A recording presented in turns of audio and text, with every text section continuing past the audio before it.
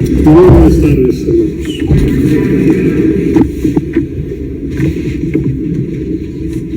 Una de las mayores satisfacciones que uno puede tener como sacerdote es cuando uno escucha esta aclamación por parte del pueblo que Dios le ha encomendado, esa que ustedes han cantado como respuesta sálmica: aquí estoy, Señor, para hacer tu voluntad. El tema es que lo hemos cantado, pero no sé si no lo hemos creído, o nos hemos parado un momento a pensar en lo que implica esa expresión. Y ojalá que se haga realidad en cada uno de nosotros. Aquí estoy, Señor, para hacer tu voluntad. Hoy, a la luz de este evangelio que acabamos de escuchar, en este segundo domingo del tiempo ordinario, prácticamente el primero que vivimos, porque el pasado fue la Epifanía, creo que la reflexión nos va a llevar a algo proporcionalmente inverso a lo que implica hacer la voluntad de Dios, que es el pecado que habita en nosotros. Una palabra que a veces casi parece que cuando uno la pronuncia ofende, ¿no? A nadie le gusta hablar del pecado, y esa es una de las tristes realidades que vivimos en nuestros días. Como ya les he hablado en otras ocasiones, esa pérdida de conciencia de pecado. Pero en realidad, tal como manifiesta Juan el Bautista la presencia del Mesías, lo hace con esas palabras precisamente: he ahí el Cordero de Dios que quita el pecado del mundo. Y no hay otra razón por la que Dios se haya encarnado que para esta, para apartar de nosotros precisamente esa realidad del pecado. Hoy, hermanos, es un domingo muy singular. Normalmente en este domingo, en el ciclo B y en el ciclo C, como saben, en la liturgia tenemos 3 ciclos, cada año hacemos uno, hoy nos toca ya. Normalmente se lee el Evangelio de las bodas de Caná, a excepción de este año, cada 3 años, que nos ponen este Evangelio de San Juan. Digo que es especial porque pareciera ser que con este Evangelio, a pesar de que acabamos de terminar el tiempo de Navidad, como que quisiéramos seguir en él, como si no nos gustara que esto se acabara, ¿no? Porque inmediatamente que se acaba el ciclo de la Navidad, va a empezar el ciclo de la Pascua. Y claro, hablar de Pascua significa hablar de muerte, hablar de sacrificio, hablar de ofrenda, hablar de calvario, hablar de cruz, hablar de sangre. Y ya no nos gusta tanto como contemplar a un niño recién nacido, que va a ser el mismo niño que va a morir en la cruz, ¿sí? De adulto. Entonces, San Juan Bautista, aquí les comento simplemente un dato muy curioso, porque en nuestra iglesia latina, cuando hablamos de Epifanía, normalmente hablamos de la manifestación de aquellos magos de Oriente, y ahí se queda. En la iglesia oriental y en la iglesia ortodoxa, ya hablar de Epifanía significa hablar de los 3 grandes misterios de Dios a través de los cuales Él se manifiesta al mundo, que obviamente es, ¿no?, la adoración de los magos de Oriente, ¿sí?, el bautismo en el Jordán y las bodas de Caná. Son las 3 grandes manifestaciones de Dios al mundo, y al mismo tiempo podríamos decir que son los primeros reconocimientos explícitos de Jesús como Mesías. Es decir, son los momentos epifánicos donde Dios se manifiesta y donde el hombre reconoce la presencia de Dios en medio de nosotros. Miren, cuando yo normalmente celebro la primera comunión, suelo jugar un poquito con los niños. Hoy lo voy a hacer con los adultos, aunque veo que hay algunos niños que me pueden responder. Y les pregunto que me digan 3 animales que representan la Eucaristía. ¿Ustedes serían capaces de reconocer esos 3 animalitos que representan la Eucaristía?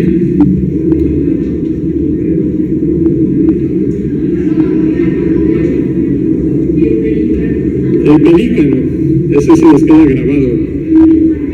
El Espíritu Santo representa a Jesús en la Eucaristía. No, esa es la de... El pescado,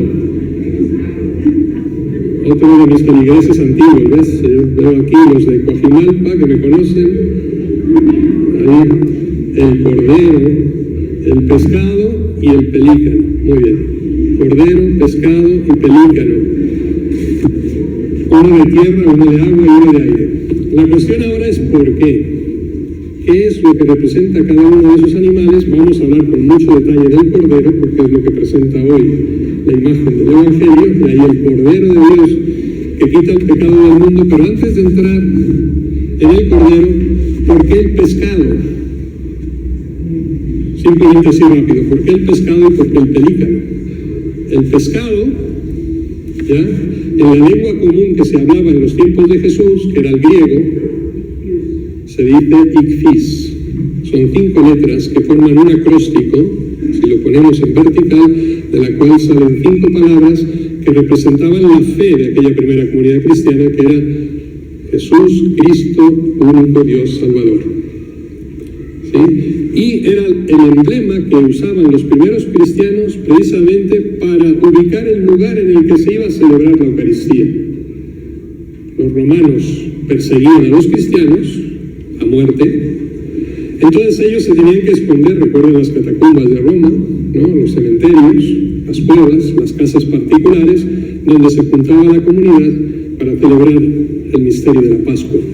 Y pintaban un pescado precisamente para identificar el lugar o para mostrar el camino hacia ese encuentro, y los romanos no se enteraban. Y el pelícano, porque es el único animal, ¿ya?, por lo menos conocido hasta ahora, en el que la mamá, cuando no encuentra alimento suficiente para sus crías en el nido, se sacrifica a sí misma, se abre con ese tremendo pico que tiene sus entrañas para que sus hijos coman de ella. Muere para que sus hijos vivan. Este es el misterio eucarístico realmente, este es el misterio de la Pascua que vamos a celebrar. Pero me voy a centrar, una vez que les he dicho esto, en el Cordero, porque Juan nos está dando desde el primer día la clave de la misión de Jesucristo en el mundo, al describirlo precisamente con esta imagen: quitar el pecado del mundo. Está haciendo 2 referencias muy particulares, al Éxodo 12, 11, 13, donde ya aparecía la figura del Cordero. ¿Recuerdan el pasaje del Éxodo? ¿Recuerdan la 10ª plaga de Egipto? La aniquilación de todos los primogénitos. Y Dios le dice a Moisés que cada familia coja un cordero, lo sacrifique, ¿sí? Les servirá de comida. Si no pueden consumirlo una sola familia, que se junten 2 o 3 familias para consumirla juntos. Y unten las jambas de las puertas y las ventanas con su sangre, para que el ángel exterminador pase de largo cuando llegue. Es lo que conocemos después como la noche de la Pascua. Esa era la Pascua judía, cuando llegan a la tierra prometida, para recordar aquel momento de liberación. Los judíos empiezan a celebrar la mayor de las fiestas, ya, que entra en su cultura y en su religión, la Pascua. Fiesta que va a aprovechar Jesucristo después en vida para instituir la Eucaristía y señalar la Pascua definitiva del cristianismo. Que ya no va a ser vencer o liberarnos de la esclavitud temporal de un pueblo como Egipto, sino que va a ser la liberación total de la humanidad sobre la muerte y sobre el pecado, con su muerte y resurrección. Entonces ahí estaba ya la clave del Éxodo. Y también hace una referencia a Isaías 53, los famosos cánticos del siervo de Yahvé, ¿sí?, donde también aparece precisamente el Cordero, pero ya no haciendo referencia a la Pascua, a la Eucaristía, sino haciendo referencia a ese Cordero que el pueblo peregrino en el desierto precisamente pasaba por el pueblo, y de cada uno, ¿no?, de aquel pueblo ponía las manos sobre aquel Cordero, simbólicamente depositaban sus pecados en él, y después el Cordero era sacrificado. Era el símbolo en el que el pueblo de Israel en el Antiguo Testamento se sentía redimido por Dios, en la imagen también de aquel Cordero degollado, que después recoge Isaías precisamente en ese cántico, ¿no? El Mesías como Cordero llevado al matadero guardaba silencio y no abría la boca, que es lo que Jesucristo va a expresar precisamente después en la Pascua Cruenta, es decir, en el Calvario, el siervo de Yahvé. Carga con las culpas de todos los hombres, es el Cordero del Perdón. Por tanto, hablamos del Cordero Pascual, que es precisamente esa víctima necesaria para quitar ese gran obstáculo que se interpone siempre entre Dios y el hombre, y entre los hombres entre sí mismos. Ese es el último obstáculo que impide que el hombre alcance precisamente la salvación, el pecado. Al hablar de pecados, si se han dado cuenta, normalmente lo hacemos en singular, al referirnos al Evangelio. Cuando nosotros hablamos comúnmente decimos los pecados, ¿no? Cuando te vas a confesar, reconoces tus pecados, siempre en plural. Pero aquí hablamos del pecado del mundo, en singular. Y eso tiene una acepción muy particular. ¿Por qué? Porque no nos estamos refiriendo a esos pecados particularizados en los que incurrimos cada uno de nosotros, sino que estamos hablando precisamente de un poder, de una fuerza muy poderosa que actúa en el mundo como realidad, impidiendo al hombre llevar a buen término precisamente esos deseos de cumplir la voluntad de Dios, como decíamos al principio, o de paz o de libertad personal. Estamos hablando del pecado, estamos hablando del mal, estamos hablando del demonio, ese que combate precisamente Jesucristo al inicio de su misión en el desierto durante aquellos 40 días, y donde están tipificados después todos nuestros pecados singulares. Y es por eso que San Pablo nos dirá luego más tarde: es que yo hago el mal que no quiero y dejo de hacer el bien que quiero. ¿Qué es lo que me está pasando? ¿Por qué no hacemos el bien que queremos hacer y tantas veces incurrimos en el mal del que pretendemos huir? Hay un poder, hay una fuerza poderosa que llamamos pecado en singular, o que podemos, los antiguos lo comprendían cuando hablaban del mundo como tal, en contraposición con el cielo, el lugar donde Dios habita, y el mundo donde el mal habita. Solo Dios, ese Cordero, puede debilitar y puede definitivamente aniquilar este mal. Un mal instalado en el mundo y en nosotros en forma de soberbia, lujuria, avaricia, ira, desenfreno, injusticia, gula, envidia, vanidad, maledicencia, indiferencia, y que el hábito y la reiteración nos vuelven esclavos del mismo. Y yo creo que en muchos de estos, yo he mencionado casi todos los pecados capitales, ¿sí?, nos podemos sentir lamentablemente reconocidos.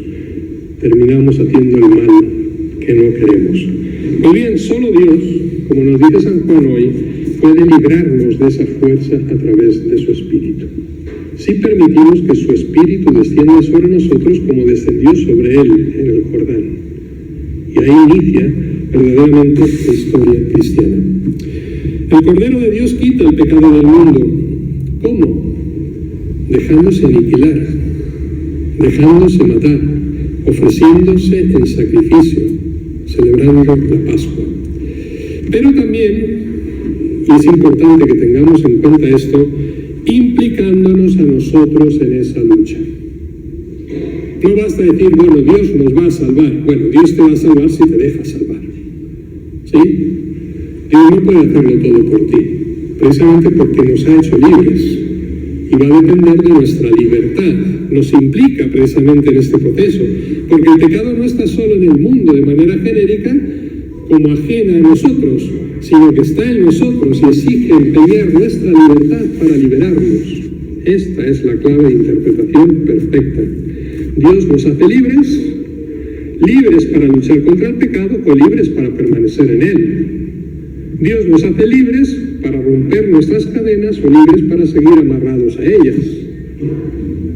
Nuestra libertad. Dios, por tanto, nos quiere protagonistas de nuestra propia liberación. y no podemos evadir este detalle. Los judíos, aquella noche de aquella primera Pascua en Egipto, podían haber simplemente dicho a Moisés: no te creemos. ¿Y qué hubiera pasado? Hubieran muerto, igual que los egipcios. ¿Y qué es lo que está pasando hoy en nuestro mundo? Que nosotros predicamos y predicamos el Evangelio y el mundo no lo cree y sigue inmerso en su condena. Esta es la dramática situación que hoy vivimos, lamentable. Vivimos un proceso de secularización, y quiero que entiendan bien esta palabra. ¿Por qué? Porque en el mundo de hoy fácilmente podemos escuchar, y seguramente todos lo hemos escuchado alguna vez, de gente que dice: no, si no hay pecado, no, pues si el demonio no existe, es un invento de la iglesia, ¿no? Para tenernos ahí esclavos de sus celebraciones. Yo lo he oído incluso en los medios de comunicación social, de masas, en televisión, gente que dice: no, el pecado no existe. Hay una pérdida de conciencia de pecado de la que ya hemos hablado anteriormente en otras ocasiones y que cada vez es más pragmática en las nuevas generaciones. Les leo un texto de Charles Péguy, a quien les he citado ya otras veces, este novelista francés, que dice: el mal del mundo moderno no es la superación del pecado, sino la pérdida de conciencia de este. No es que el hombre no peque, sino que sus pecados no son ya cristianos. Y quiero que entiendan bien esta frase, porque es muy importante. No es que el hombre no peque, sino que sus pecados ya no son cristianos. ¿Qué significa? Son pecados, dice Péguy, que no tienen ya en su horizonte a alguien con mayúscula que sea mayor que ellos, a alguien que pueda poner luz y misericordia allí donde los pecados solo ponen oscuridad y desesperanza. Palabras de Charles Péguy. El problema del pecado del mundo de hoy es que ya no tiene como referencia a Dios, porque todos hemos sido pecadores en todas las generaciones a lo largo de toda la historia, pero por lo menos cuando nosotros pecábamos, sabíamos que estábamos haciendo mal. El problema es que cuando hoy se peca, incluso se piensan que están haciendo algo bueno. Y lo peor de todo, ni siquiera tienen un referente mínimo de un Dios que pueda perdonar ese pecado. Este es el problema de la secularización, del cual cada uno de nosotros también tiene, en cierta manera, que sentirse comprometido. No por desconocer que existe el abismo, ¿ya? Si hay un acantilado ahí, no porque yo no sepa que esté, voy a dejar de caerme en él. Y seguro que si me caigo en él, nadie me va a librar de la muerte. Esta es la realidad, si lo ponemos en el ámbito espiritual. Es decir, la ignorancia culpable no salva. Cuidado, esto es un concepto que manejamos en ética cristiana o en moral católica.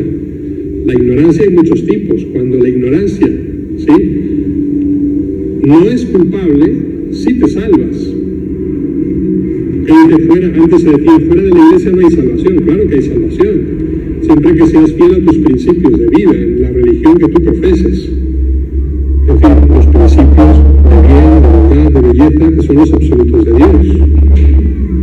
Ahora, cuando tú has conocido la verdad y la rechazas voluntariamente, ¿ya?, o cuando has tenido ocasión de conocerla y no la has conocido por tu negligencia, esa ignorancia culpable no te salva,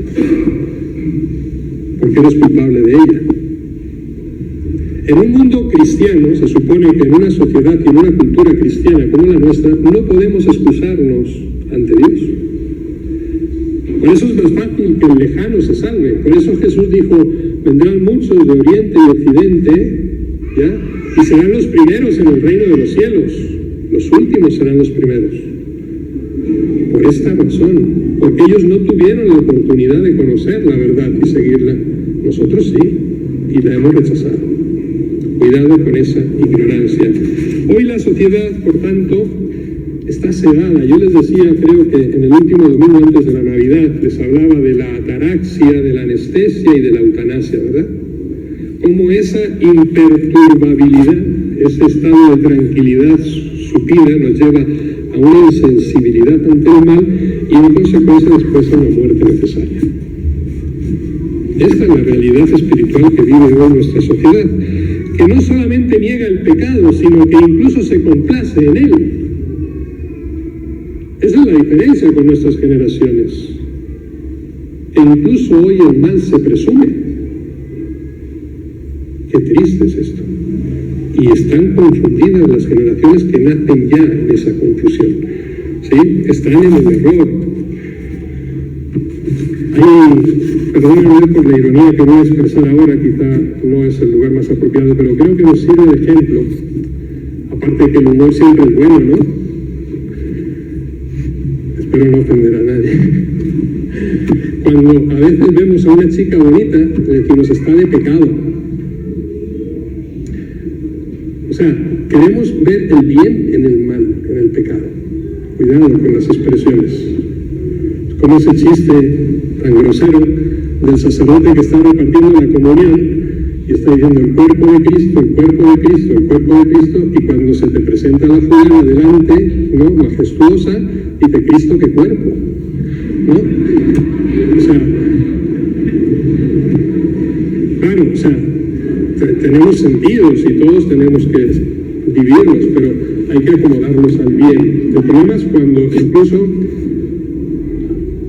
hacemos humor del mal. Como digo, yo soy muy propenso al humor, o sea, no tengo nada en contra de él, ¿no? Creo que hay que poner algo de sal y algo de sarcasmo muchas veces en nuestra vida, pero cuidado, porque el mundo no lo ve así. Yo les acabo de contar un chiste, pero esto en el mundo, más que ser un chiste, es una realidad. Pues nos mofamos del mal. Nos hemos acostumbrado al mal, al pecado. El propio mal es nuestra situación muchas veces más normal. Y así, aquí una vez más, como he hecho alusión antes a la moral católica, ¿qué es lo normal? ¿Ustedes han preguntado alguna vez qué es normal? Esto te lo van a decir muchos hoy, por ejemplo, ¿no? Como ya legislativamente hemos equiparado, qué sé yo, el matrimonio heterosexual con el matrimonio homosexual, pues es normal, ¿no? Que dos hombres vivan juntos, que dos mujeres vivan juntas, etc. Lo hemos hecho normal y muchas veces te lo expresan así. Yo cuando digo lo normal es lo que te dice la norma. Eso es normal. El problema es que hemos hecho norma del mal. Cuando toda ley humana positiva tiene que estar fundada en una ley universal y divina. Escuchamos también hoy en la palabra de Dios, ¿no? Vivir en tus mandamientos, en tus preceptos, en tus leyes, conformar nuestra vida a tus leyes, leíamos también en el Salmo. Bueno, pues esa ley divina ya no impera más en nuestra sociedad. Hemos creado nosotros normas perversas que pretenden incluso legislar el mal. La ley se puede legislar, siempre se debe legislar por el bien posible y no por el mal tolerable. Este es un principio de error legislativo que vivimos hoy día en nuestra sociedad mexicana y en tantas otras sociedades del mundo. Es un problema. Es un problema que tenemos que afrontar. Es decir, hemos convertido el pecado en norma de vida. ¿Y a dónde nos lleva esto? Se genera, por tanto, lo que el Papa Juan Pablo II, en aquella exhortación apostólica post-sinodal, ya en el año 84, decía, hemos llegado al pecado estructural. Él habla ya de un pecado ya no personal, ya no social, sino ya estructural. La estructura de nuestra sociedad, en esta exhortación que se llama reconciliatio, es penitencia, es decir, reconciliación y penitencia, decía el Papa, se trata de pecados muy personales de quien engendra, favorece o explota la iniquidad. De quien pudiendo hacer algo para evitar, para eliminar, o al menos para limitar determinadas males sociales, omite el hacerlo, o bien por pereza, o bien por miedo, y encubrimiento, o por complicidad solapada, o por indiferencia. de quien busca refugio en una presunta imposibilidad de cambiar el mundo, y también de quien pretende eludir la fatiga o el sacrificio, alegando supuestas razones de orden superior. Palabras del magisterio de la Iglesia, en boca de Juan Pablo II, año 84, de total actualidad en nuestros días. Pecado estructural. Cuidado, porque no afecta solamente a esas estructuras ya fallidas, sino que nos afecta a nosotros, como hemos escuchado, precisamente porque era nuestra voz, era nuestro testimonio, era la verdad, era la luz y la sal de la que nosotros debemos de ser representación en el mundo, la que ha fallado para corregirlo. Y no podemos justificarnos diciendo, no, ese no es mi problema. El mundo está muy mal, sí, pero yo no tengo nada que ver. Por supuesto que tenemos que ver. Porque si el mundo tiene que ir bien, es gracias a nosotros. En quien Cristo está depositando su confianza, está contando con nuestra libertad para que el imperio del bien se imponga al imperio del mal. Así de simple. Por tanto, y termino, hemos terminado la Navidad y nos proyectamos a la Pascua. Se han dado cuenta radicalmente del cambio, ¿no?, de contexto, ya del ciclo litúrgico. Por tanto, necesitamos ese Cordero.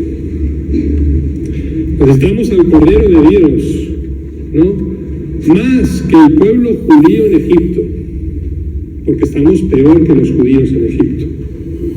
Porque estando mal, ni siquiera nos damos cuenta que lo estamos. Por lo menos ellos eran muy conscientes de la esclavitud en la que vivían, y nosotros vivimos muy felices en ella. Entonces, cuidado, necesitamos ese Cordero de Dios, que se nos ofrece precisamente como alimento. Su carne es alimento para nosotros, que es la Eucaristía, y su sangre precisamente nos libera de toda mancha de pecado, que es la penitencia, los dos grandes sacramentos que tienen que acompañar nuestra vida cristiana. Jesucristo, Cordero de Dios, que quita el pecado del mundo. Necesitamos a ese pelícano precisamente, a ese Cristo que nunca va a dejar de sacrificarse y dar la vida por nosotros, de tal manera que podamos satisfacer todas nuestras necesidades y alcanzar la salvación. Y por último, necesitamos muchos pescados que nos muestren el camino, precisamente que nos lleve hasta Jesús, y que muestre al mundo precisamente el camino donde pueden llegar a ese encuentro personal con Cristo, donde puedan alcanzar la salvación. Ahora, nosotros debemos de representar también a esas tres categorías de animal, ¿sí? Nosotros hoy podemos ser cordero, nosotros hoy debemos ser pelícano, y nosotros hoy sobre todo debemos de ser ese pescado que muestre a los demás, a nuestros hermanos, la verdad. Empezando por nosotros mismos, liberándonos de ese pecado que a veces nos ata y nos esclaviza. Que así sea.